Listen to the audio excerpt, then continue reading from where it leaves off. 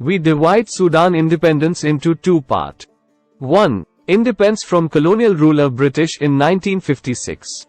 2. Separation of Sudan in 2011. Part 1. Sudan gained independence from its colonial ruler, Britain, on January 1, 1956. The road to independence was a long and difficult one, marked by political turmoil and popular uprisings. In the years leading up to independence, Sudanese nationalists had been calling for greater political autonomy and self-rule. These demands grew stronger after World War II, as Sudanese soldiers who had fought alongside the British in the war returned home with a greater sense of political consciousness and a desire for independence.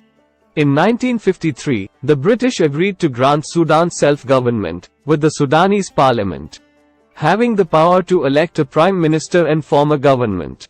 However, this interim period was marked by political instability, with several different governments rising and falling in quick succession.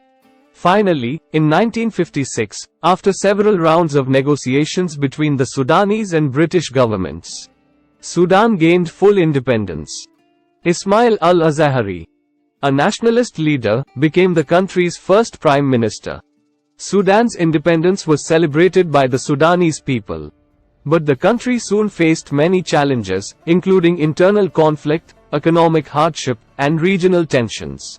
The struggle for stability and prosperity has continued to this day, with Sudan facing ongoing political and economic challenges, as well as conflict in several regions of the country.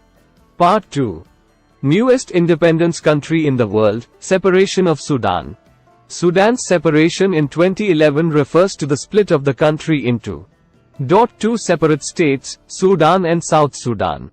This separation was the result of a long-standing conflict between the predominantly Muslim and Arab North, and the predominantly Christian and animist South, over issues of governance, resource allocation, and cultural differences.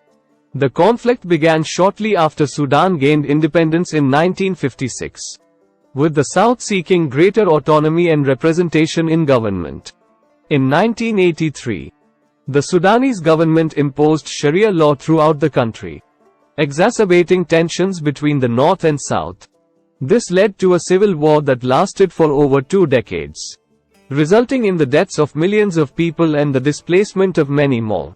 In 2005, a peace agreement was signed between the government and the main southern rebel group, the Sudan People's Liberation Movement, SPLM, which granted the South greater autonomy and the option to hold a referendum on independence after 6 years. The peace agreement also provided for the sharing of oil revenues and the demilitarization of the disputed Abyei region. In 2011, the referendum was held, and over 98% of southern Sudanese voted in favor of independence. On July 9, 2011, South Sudan officially became the world's newest independent state. The new country faced many challenges, including building institutions and infrastructure from scratch, dealing with a legacy of conflict and displacement, and managing its oil revenues. The separation of Sudan and South Sudan has had far-reaching consequences, not just for the two countries but for the wider region as well. Sudan has had to grapple with the loss of oil revenues and the need to diversify its economy, while South Sudan has struggled with political instability, ongoing conflict, and humanitarian crises. Both countries still face many challenges and have a long way to go in terms of building stable, prosperous, and democratic societies. Thanks for watching.